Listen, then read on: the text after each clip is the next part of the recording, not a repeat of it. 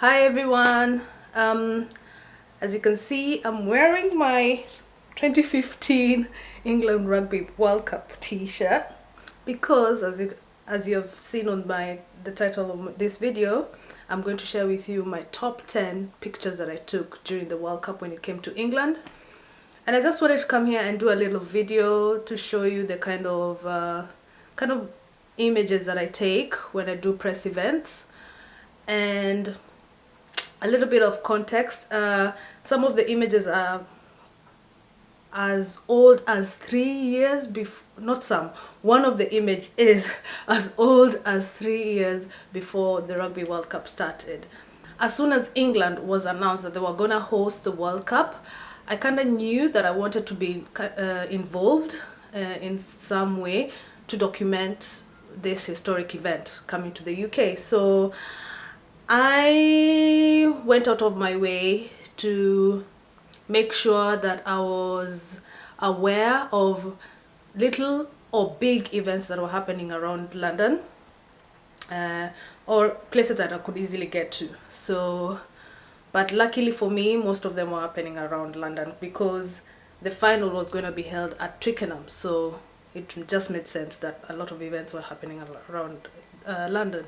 The first one that I managed to attend in relation to the Rugby World Cup was the countdown press event for the World Cup. It was 3 years to go, and this one was held at Twickenham Stadium in one of the rooms, and it was really nice because the Webb Ellis Cup was there. So it was, for me, it was the first time seeing the cup in the flesh, and it's pretty good.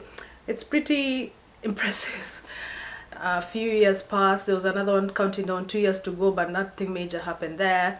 And then the 1 year to go event, like counting down towards the actual kickoff day, the event happened in Newham. So it happened in the Queen Elizabeth Park, where the London Stadium is, and one of the matches was gonna be held there. So that's why this event happened in that,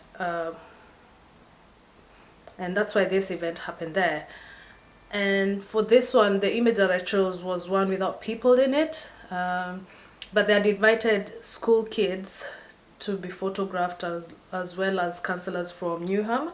But I just wanted to be an image where I just commemorated actually with this one, the official ball was there that would be used as in the design of the balls.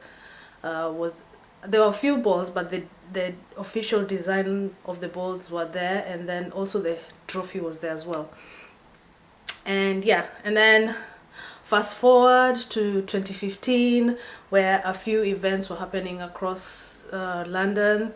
The ones I was mostly interested in was the trophy tour, where I got to capture a few images, and being press and accredited, I was allowed, with the permission of parents anyway, because I was gonna publish these pictures. I was gonna file the images with my agency. With permission of parents, I managed to capture a few kids, and this is one thing I've also learned on the job, is when kids are around, I make sure the parents are aware what I'm doing with the images and who I'm working for. I know I'm a freelancer, but I have to mention the agency I file with, the images with, and all these things. But anyway, that's a topic for another day. But I just wanted you as my audience to be aware that any images of children that I've showcased here were the parents were present, and I asked for their permission to take these pictures. So, and I actually like the pictures, especially the one of the young boy saying yes, like he got to see the Webb Ellis trophy, which was displayed like in the back of a truck with glass panels, and they were just sitting on the door of the truck. That's where they were sitting on, and to have their picture taken with the trophy.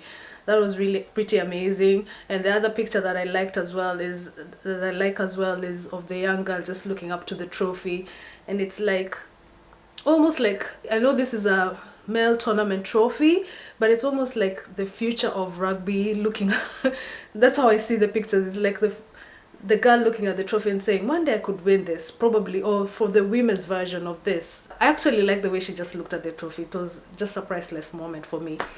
And yeah, that's what I did. I did a few trophy tours. I did the final official launch where a few stars for rugby was there, like Lawrence Delagio. Sorry if I've mispronounced your name there, Lawrence.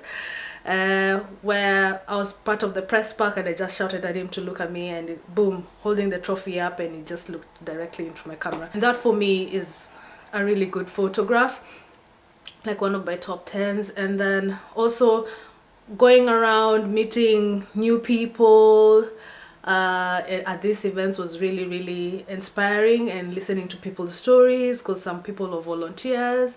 I actually signed up to be a volunteer for the World Cup, but unfortunately I didn't make it, because at the time when I went for the signing in to be a volunteer, I was heavily pregnant with McKenna, so probably they thought I would be too busy with the baby, I don't know. But yeah, I guess that's what happened.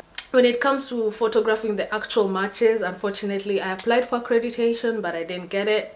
I suppose this again is a very high key event, and unless you're working with an organization like a newspaper or a rugby magazine specifically, or I don't know, unless you're working like with, yeah, like I said, unless you're working with an organization or a rugby magazine, there was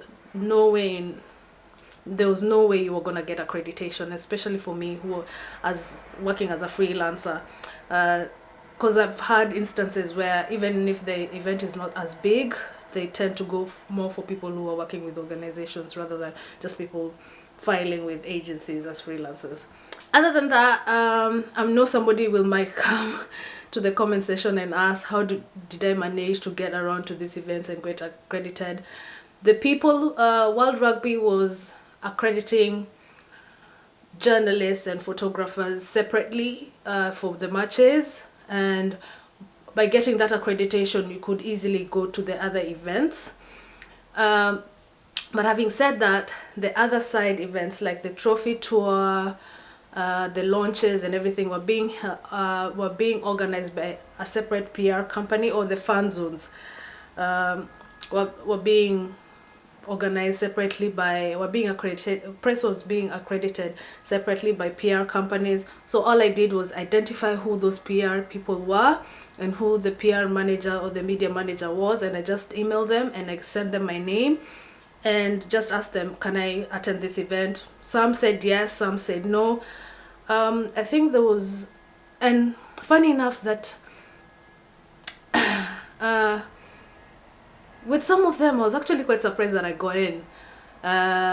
For example, the kit launch for England Rugby, it was a big event, but I don't think a lot of photographers were in for that one.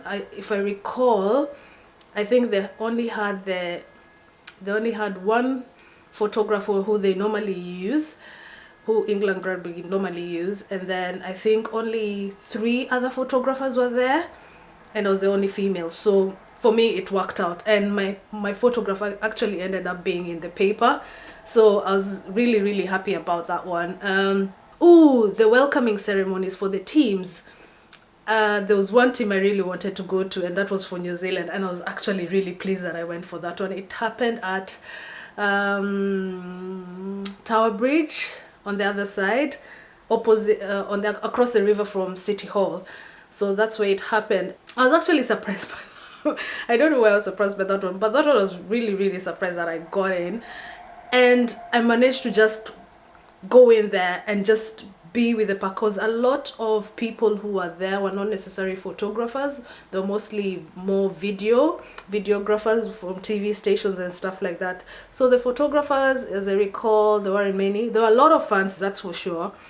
So that's how I kind of managed to get the photograph of Dan Carter signing balls for the fans, and I actually actually think that is a pretty cool photograph, just being on the other side of the barrier to capture that. I guess that's all I could manage to capture. And then after that, what happened the game started, and I just got to enjoy the rugby from home.